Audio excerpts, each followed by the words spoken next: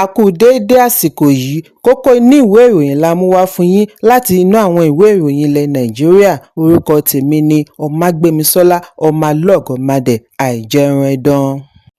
Àjọ alámòjútó iná mọ̀nàmọ́ná Nigerian Electricity Regulatory Commission (NEC) ti ní orílẹ̀-èdè Togo, Niger àti Benin jẹ Nàìjíríà ní owó iná $17.8 million tí ó kù sí $25 billion bí wọ́n bá ṣe ní ọjà pàṣípààrọ̀ iná tí wọ́n pín fún wọn lábẹ́ àdéhùn bilateral arrangement.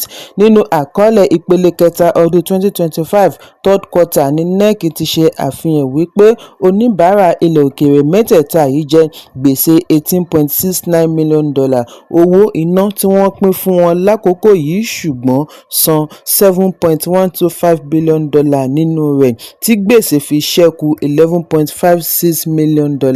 Èyí túmọ̀ sí 38.09% owó tí wọ́n san. Bákan náà ni NEC ṣe àfihàn wípé gbogbo ilé-iṣẹ́ apínnáká orílẹ̀-èdè mọ́kànlá san àpapọ̀ $381.29 billion fún Nigerian Bulk Electricity Trading Plc àti Market Operator ní ìpele kẹta ọdún 2025 nínú àpapọ̀ gbèsè $400.48 billion tí èyí túmọ̀ sí wípé wọ́n san 95.21% tí ó dá lórí reconciled market settlements tí wọ́n ṣe àgbékalẹ̀ fún NEC ní ọjọ́ 18 oṣù kejìlá ọdún 2025. Ẹ̀kúnrẹ́rẹ́ ìròyìn wà nínú ìwé ìròyìn Punch tó jáde lónìí.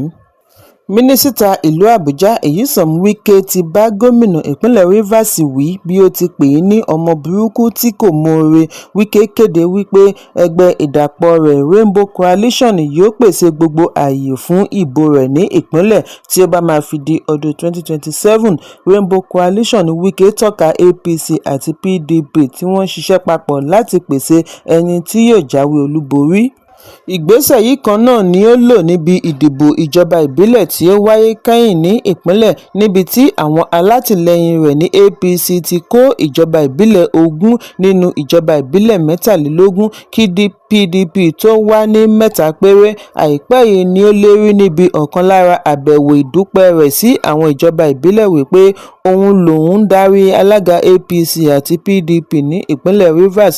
Bákan náà ni ó jẹ́jẹ́ láti má ṣe àṣìṣe tí ó ti ṣe sẹ́yìn pẹ̀lú ìpòǹgbẹ rẹ̀ àti tẹ̀síwájú láti máa ṣe àtìlẹ́yìn fún Tinubu.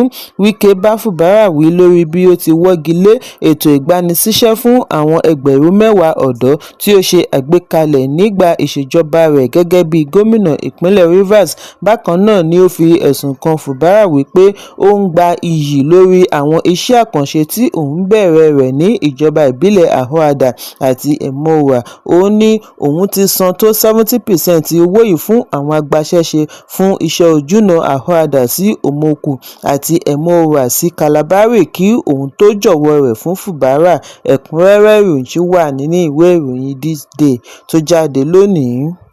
Pásítọ̀ àgbà fún ìjọ Mountain of Liberation and Miracles Chris Okafor ti lọ jọ̀wọ́ ara rẹ̀ fún ọlọ́pàá lẹ́yìn ọ̀pọ̀lọpọ̀ ẹ̀sùn lórí ìbálòpọ̀ tipátipá àti àwọn ẹ̀sùn mìíràn tí ó lè dá wàhálà sílẹ̀. Gẹ́gẹ́ bí ẹkùn iléeṣẹ́ ọlọ́pàá ìpínlẹ̀ Èkó ṣe jábọ̀, wọ́n ní àwọn ti yọ̀ǹda ẹ̀sùn ọ̀hún sí ọwọ́ AIG Zone 2 Sylvester Alabi. Ìgbésẹ̀ yìí wáyé lẹ́yìn tí Okafor kọ̀ àti jẹ́ ọlọ́pàá ní òó sí gbogbo ìpè tí wọ́n fi ránṣẹ́ sí ní ọjọ́ Àìkú láti ẹ̀ka ìṣèwádìí ìwà ọ̀daràn ní Pàǹtí lórí ẹ̀sùn. Níbi ìfọ̀rọ̀wánilẹ́nuwò àná lórí ẹ̀rọ amóhùnmáwòrán TVC ní Kọmíṣánná ọlọ́pàá ìpínlẹ̀ Èkó Ọlọ́rundáre Jimoh ti ṣàlàyé wípé nígbà tí wọ́n ránṣẹ́ sí Python nípasẹ̀ agbẹjọ́rò rẹ̀ ni ó fi kàn sí ọlọ́pàá padà wípé òun yóò fi ara hàn ní ọjọ́ Ajé.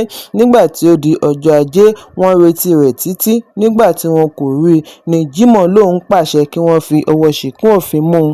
Kí ó tó wá fi ara hàn ní ọjọ́ Ìṣẹ́gun, wọ́n ti fi ẹ̀sùn ránṣẹ́ sí Zone 2 fún ìtẹ̀síwájú nínú ìwádìí. Kọmíṣánná ní lẹ́yìn èyí ni àwọn tún gbọ́ wípé wọ́n ti ṣe àfisùn ẹ̀sùn yìí kan náà ní olú iléeṣẹ́ wọn ní Zone 2 pẹ̀lú AIG tó ń ṣàmójútó Zone 2. Òun sì ṣe ìwádìí láti fìdí ẹ̀ múlẹ̀ bí ó ti wí fún wípé láti bí ọ̀sẹ̀ 3 ni àwọn ti ń ṣe ìwádìí ẹ̀sùn lábẹ́ ìṣàkóso rẹ̀. Nígbà tó ń sọ̀rọ̀ lórí ẹ̀sùn, CP ní ẹ̀rọ abánidárẹ̀ ti pèsè àyè sílẹ̀ fún ará ìlú láti ṣe ẹ̀sùn. Àwọn kì í dúró di ìgbà tí wọ́n bá ṣẹ̀ṣẹ̀ kó ẹjọ́ wá sí ọ́fíìsì wọn.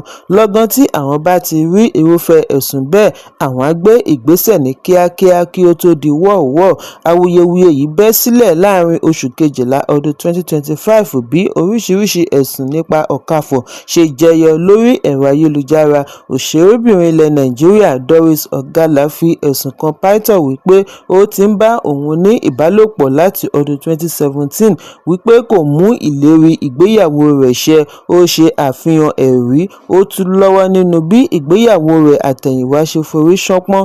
Láàrin rògbòdìyàn yìí ni a gbọ́ wípé Okafor bá ìjọ rẹ̀ sọ̀rọ̀ ní ọjọ́ 28 oṣù Kejìlá ọdún 2025 níbi tí ó ti tọrọ àforíjì fún àṣìṣe rẹ̀ àtẹ̀yìnwá bí ó ti kúnlẹ̀ lórí pẹpẹ láti tọrọ àforíjì. Bákan náà ni ìròyìn jẹyọ wípé ìjọ Pentecostal Fellowship ní Nàìjíríà ti ń gbèrò àti gbé ìgbésẹ̀ ìbáwílé lórí bí Python yìí ṣe yẹ̀bá kúrò nínú ojúṣe rẹ̀ gẹ́gẹ́ bí Python tí ìwádìí sì ń tẹ̀síwájú. Ọlọ́pàá wá sọ àsọdájú lórí ààbò fún ẹni fi ẹ̀sùn kan Python bí ìwádìí láti SCID Pàǹtí àti Zone 2 ṣe ń tẹ̀síwájú. Èyí ń wáyé bí ikọ̀ ọlọ́pàá ìpínlẹ̀ Bauchi ṣe ní àwọn ti fi ọwọ́ ṣìkún òfin mú ọ̀gbẹ́ni ẹni ọdún 28 kan 28 lórí ẹ̀sùn ìtàbùkù àti ìfipábá ọmọbìnrin ọmọ ọdún 8 ní àjọṣepọ̀. Àfihàn yìí jẹyọ nínú àtẹ̀jáde òní láti ọwọ́ alukoro Nafiu Habib ṣàlàyé wípé ọjọ́ 21 oṣù Kejìlá ọdún 2025 ní ọ̀gbẹ́ni kan tí orúkọ rẹ̀ ń jẹ́ Bafaji Mohammed wá ṣe àfisùn ní olú iléeṣẹ́ wọn ní Alkaleri wípé ọ̀gbẹ́ni kan Bafaji Abba tan ọmọ rẹ̀ ọmọ ọdún 8 wọ balùwẹ̀, ó sì bá a ní àjọṣepọ̀ gba ojú ara àti ihò ìdí rẹ̀ lẹ́ẹ̀márùn-ún láàrin ọjọ́ kan. Lọ́gán tí wọ́n gba àfisùn ní ikọ̀ ọlọ́pàá tí CSP Kadiri Danjuma darí pẹ̀lú DPO Alkaleri tẹkọ̀ létí lọ ibi ìṣẹ̀lẹ̀ tí wọ́n fi súré gbé ọmọbìnrin yìí lọ ilé ìwòsàn gbogbogbò ìjọba ní Alkaleri tí wọ́n sì fi ọwọ́ ṣìkún òfin mú afurasí. Alukoro ní níbi àpatẹnujẹ́wọ́ ni afurasí ti ń kà bòròbòrò wípé lótìítọ́ ni òun ṣe ẹ̀sùn. Òun ní kọmíṣánná ọlọ́pàá ìpínlẹ̀ Sani Ọmọlórí Aliyu ti pàṣẹ kí DC tó ń ṣàmójútó ẹ̀sùn láti ẹ̀ka ìṣèwádìí ìwà ọ̀daràn ṣe ìwádìí rẹ̀ dáradára láti mọ kúlẹ̀kúlẹ̀ ohun tí ó ṣe okùnfà ìṣẹ̀lẹ̀. Lẹ́yìn èyí ni wọ́n á fi ojú afurasí ba ilé-ẹjọ́. Ẹ̀kúnrẹ́rẹ́ ìròyìn ṣì wà nínú ìwé ìròyìn Punch tó jáde lónìí. Ilé ìgbìmọ̀ ìpínlẹ̀ Rivers ti gbé ìgbésẹ̀ ìlànà òfin láti rọ gómìnà Siminalayi Fubara nípò pẹ̀lú bí agbẹnusọ ilé ìgbìmọ̀ Martin Amaewhule ṣe àpèjúwe gómìnà ní àṣìṣe mistake tí ó tún fi ẹ̀sùn àṣemáṣe kàn.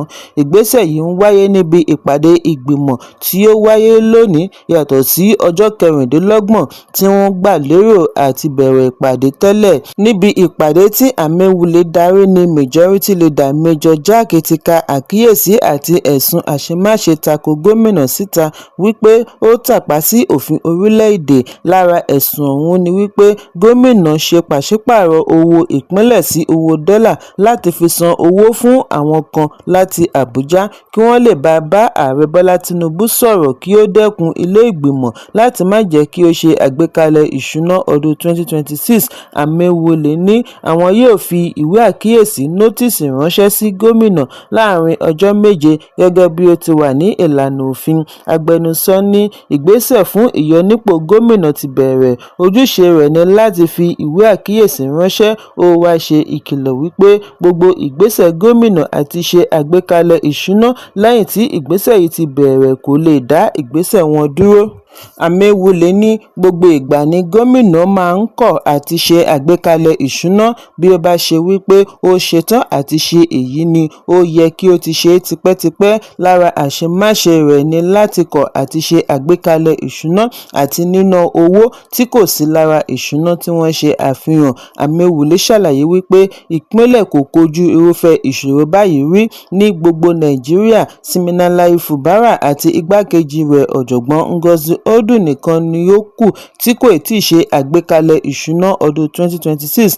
Agbẹnusọ tún fi ẹ̀sùn kan gómìnà wípé ó fi ojú tẹ́ńbẹ́lú òfin bí ó ti ṣe ẹ̀sùn wípé síwájú àkókò yìí ni Fubara ti ń halẹ̀ wípé ààrẹ á bá àwọn dá sí láti ṣe ìdáwọ́kọ̀ fún ilé ìgbìmọ̀, bí ó ti ṣe àpèjúwe ilé ìgbìmọ̀ ìpínlẹ̀ Rivers ní ajá tí kò léyín lẹ́nu, toothless bulldog. Ẹ̀kúnrẹ́rẹ́ ìròyìn wà nínú ìwé ìròyìn Vanguard tó jáde lónìí.